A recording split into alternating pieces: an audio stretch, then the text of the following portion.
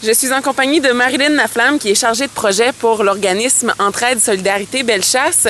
Madame Laflamme, j'aimerais que vous m'expliquiez d'abord en quoi consiste la mission de l'organisme. Bien, nous, Entraide Solidarité Bellechasse, depuis maintenant plus de 20 ans, on offre des services de maintien à domicile aux personnes aînées de Bellechasse. Donc, on a 4 différents volets de services. On a le service de transport accompagnement bénévole, le service de la popote roulante, les visites d'amitié et les ateliers vie active. Aux aînés, oui, dans un premier temps, mais aussi aux personnes qui sont en perte d'autonomie ou en convalescence aussi. Donc, une personne de 26 ans qui a un accident, qui serait en convalescence pendant un mois, pourrait avoir accès, exemple, à la popote roulante, pourrait avoir accès à du transport accompagnement bénévole aussi. Donc, ça s'adresse, oui, principalement aux aînés parce que souvent, c'est eux qui vont vivre une perte d'autonomie, mais pour toutes les personnes aussi. Ensuite, j'aimerais que vous m'expliquiez le projet Rêve d'aîné. Alors, Rêve d'aîné, dans un premier temps, c'est de réaliser concrètement des rêves de personnes aînées. Donc, il va y avoir un dépôt de candidature, un dépôt de rêves qu'une personne aînée voudrait faire. Moi et mon équipe Entraide Solidarité Bellechasse, ainsi qu'un comité majoritairement composé d'aînés. On va travailler à réaliser ces rêves-là, à faire connaître le projet, à aller chercher les sous et l'aide qu'on a besoin pour les réaliser, ces différents projets-là. Mais aussi, en parallèle à ça, de créer un mouvement d'écoute de nos aînés, parce que souvent les gens se disent, bon, les aînés, ça n'a plus vraiment de rêve. Et des fois, même les aînés disent, ah non, moi je suis rendu trop vieux pour rêver, c'est plus de mon âge ces affaires-là.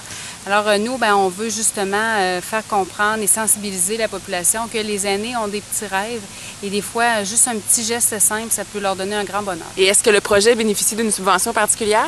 Oui, on a eu la chance d'avoir une subvention de 22 300 $ du programme Nouveaux Horizons. Alors, ça va grandement nous aider pour démarrer le projet, pour la conception, la réalisation des différents outils de communication, les affiches, les dépliants, parce qu'on a juste une année pour faire connaître le projet, avoir des dépôts de candidature et réaliser les rêves. Alors, on a beaucoup de travail devant nous. En effet, parce que c'est pas rien réaliser des rêves. Comment les aînés font pour s'inscrire? Dans le dépliant, il y a un panneau du dépliant qui est détachable. Alors, à ce moment-là, la personne peut le remplir et nous le retourner par la poste. Il y a aussi le formulaire qui est disponible à nos bureaux. Donc, on peut acheminer aussi le formulaire aux aînés qui nous appellent pour nous en faire la demande. Bon, on sait qu'il faut être aîné pour pouvoir... 65 ans et plus. 65 ans, justement, j'allais vous demander les critères d'admission. C'est ça, 65 ans et plus, et doit résider sur le territoire de Bellechasse. Et ça doit être un rêve réaliste et réalisable. C'est sûr que les voyages en Europe, là, pendant une semaine ou deux, c'est plus difficile de les réaliser, ceux-là. Mais souvent, on a de la difficulté à faire la différence dans nos propres rêves, dans ce qui est réaliste, réalisable et ce qui l'est moins. Avez-vous des exemples de ce qui pourrait être réalisé par l'organisme? D'autres organismes ont déjà eu ce projet-là. Donc, ce qui nous a été raconté dans le passé, c'est une dame qui venait de la Gaspésie, qui l'avait quittée depuis plusieurs années, voulait revoir la maison de son enfance. Donc ça, c'est un rêve qui est réalisable, d'organiser un voyage pour elle, de s'organiser avec le propriétaire de la maison actuelle pour faire visiter la maison. Ça se fait aussi. Un monsieur aussi avait jamais eu la chance d'assister à un spectacle à Québec.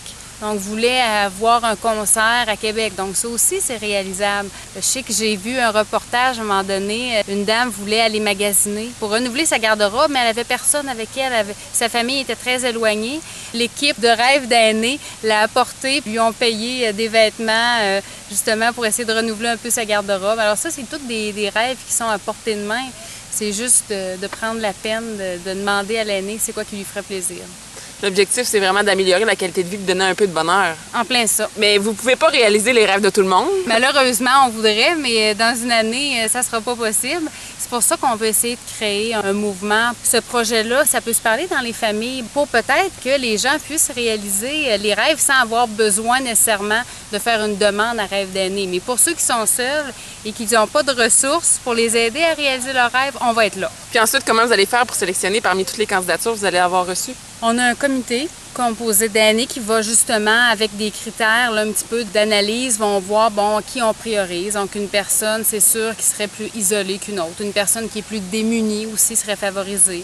Même si ce n'est pas un critère d'admissibilité en ce qui concerne une fin de vie proche, comme exemple le projet Rêve d'enfant, une personne aînée qui aurait, je ne sais pas, par exemple, 6 mois à vivre, mais c'est sûr qu'elle va être priorisée par rapport à une autre qui n'est pas atteinte d'une maladie et qui aurait la chance peut-être dans les prochaines années, dans les suites du projet, on ne le sait pas, pourrait avoir la chance de voir son rêve réalisé, elle. Est-ce que vous avez des limites de rêve à réaliser ou un objectif à atteindre pendant l'année? En réalité, on ne s'est pas mis de limite. Mais c'est sûr qu'on voudrait en réaliser au moins, au minimum, un par mois, ça c'est certain, qu'à chaque mois, on en réalise un. Mais on s'est pas mis de limite. Puis vous allez avoir besoin aussi de bénévoles, de ressources du milieu pour vous aider à accomplir votre mission. Oui, bien c'est certain que nous, Entraide, on a déjà la chance de pouvoir compter sur une belle gang de bénévoles. On en a 162. C'est déjà un beau bassin d'aînés qui sont prêts à nous aider. C'est sûr qu'on va avoir besoin de la collaboration de tout le monde. On espère mobiliser avec ce projet-là toute la population de Bellechasse. Donc, on lance un appel aux entreprises, à la population. Oui, aux familles, à tout le monde.